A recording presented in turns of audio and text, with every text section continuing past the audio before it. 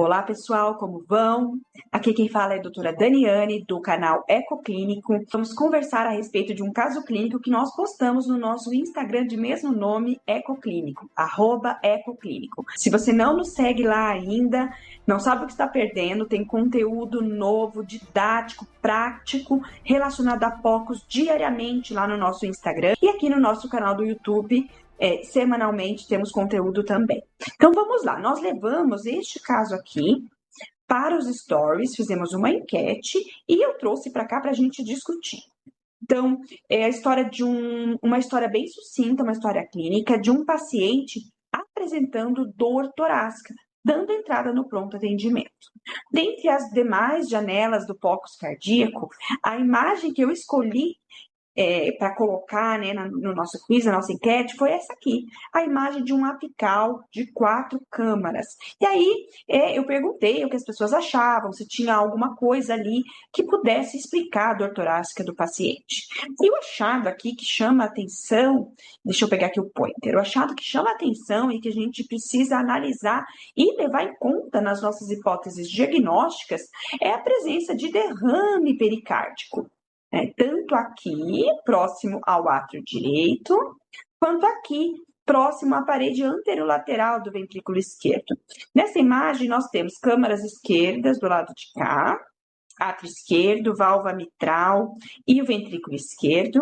Temos câmaras direitas, átrio direito, válvula tricúspide e o ventrículo direito. O VD está contraindo bem, as dimensões cavitárias estão boas, o ventrículo esquerdo também está contraindo bem.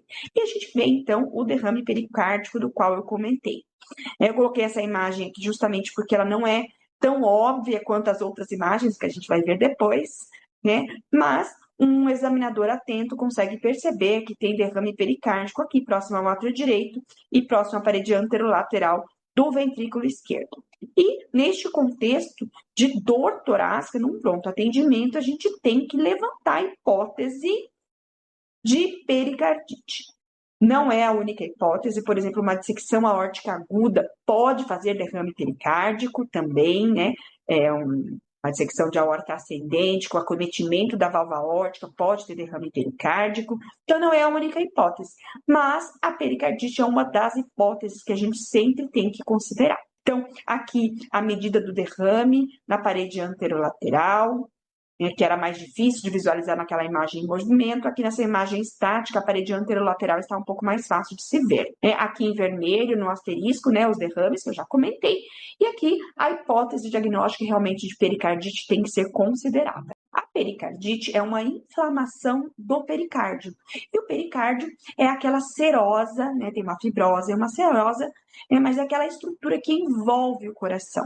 Então, uma inflamação do pericárdio é uma pericardite. As etiologias são variadas, tem diversas, eu coloquei aqui apenas algumas delas. Então, a pericardite pode ter etiologia, por exemplo, viral, etiologia bacteriana, por exemplo, tuberculose, ainda é uma das causas prevalentes no nosso meio. Parasitária, por exemplo, toxoplasmose, amebíase, podem levar a derrame pericárdico, com pericardite por conta da infecção parasitária. Também doenças inflamatórias sistêmicas, como lúpus e as outras colagenoses, metástase também, tanto metástase à distância, quanto acometimento do pericárdio por contiguidade de uma massa mediastinal também. O diagnóstico da pericardite, ele se baseia na presença de pelo menos 2 achados dos 4 achados a seguir. Então, uma dor torácica típica, e a dor torácica típica da pericardite é aquela que piora com o paciente deitado e melhora com o paciente sentado com o tórax para frente. Elevação do segmento ST, difusamente no eletrocardiograma. Então, aquele paciente que vem com dor torácica e que a gente encontra um supra de ST, mas não está relacionado ao território de uma coronária, porque é um supradifuso, pegando parede inferior, anterior, anteroseptal, anterolateral, né? Lateral alta também. Então, um supradifuso. E o paciente também pode ter infra de PR.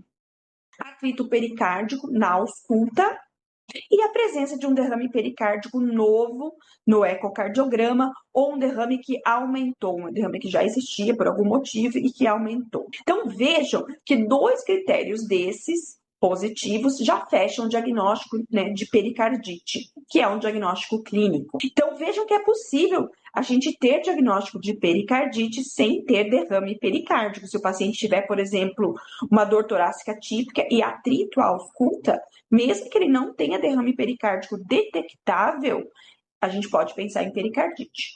Ou, às vezes, ele não vai ter derrame pericárdico, ou é muito discreto o derrame, muito difícil da gente ver, ou ele vai ter espessamento pericárdico, que nem sempre é fácil da gente visualizar no ecocardiograma também. Um espessamento, por exemplo, sem derrame.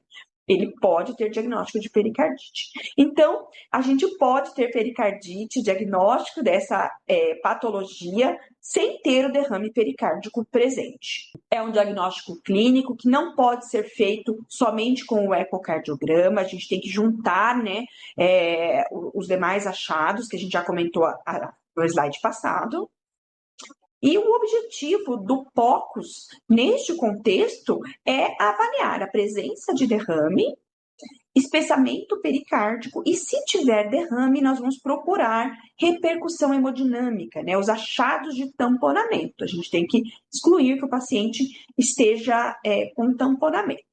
Aqui nessa imagem, é uma imagem muito interessante que eu fiz questão de colocar para mostrar a relação do pericárdio e da pleura com a aorta torácica descendente. Então, na janela ecocardiográfica para external longitudinal, nós vemos normalmente o átrio esquerdo, válvula mitral, ventrículo esquerdo e válvula aórtica. Nesta janela, às vezes a gente tem derrame pericárdico e às vezes a gente tem derrame pleural, às vezes tem os dois, né? Mas muitas vezes a gente vê uma coleção líquida aqui na parte posterior do ventrículo esquerdo e a gente fica na dúvida se é um derrame pericárdico ou se é um derrame pleural. Então, a posição deste líquido em relação à aorta torácica descendente nos ajuda a distinguir essas duas etiologias, as duas patologias. Se ele é pericárdico, ele está para cima, entre o coração e a aorta. E se ele é pleural, ele está abaixo, né? Ele não está entre o coração, porque a pleura não está entre o coração e a aorta. Então, se ele está para cá, na parte de baixo aqui da imagem, em relação à aorta, ele é pleural. E aqui são mais algumas imagens, apenas para a gente ilustrar e caminhar para o final do nosso vídeo de hoje, do mesmo paciente.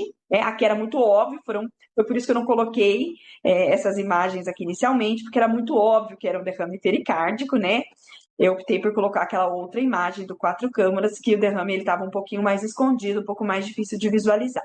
Então, aqui no paraesternal longitudinal, a gente observa aqui o derrame, né? A aorta está aqui, ó, ele está, então, entre o coração e a aorta, né? E no transversal, a gente vê o derrame, tem um pouquinho aqui junto ao VD, mas ele está principalmente aqui atrás do ventrículo esquerdo, né? Um derrame pericárdico importante. E aqui aquela imagem que a gente já tinha visto, né? Ele é um pouco mais sutil aqui.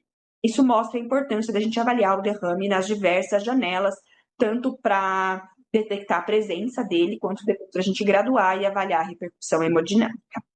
Bom, espero que você tenha gostado deste vídeo. Se você gostou, já dá um like nele pra gente. É importante pra gente saber que você gosta de conteúdo desse tipo. Se você não se inscreveu ainda em nosso canal, se inscreva para ser notificado e estar por dentro de todos os vídeos interessantes como este que a gente venha trazer aqui para o canal. Um abraço e até breve.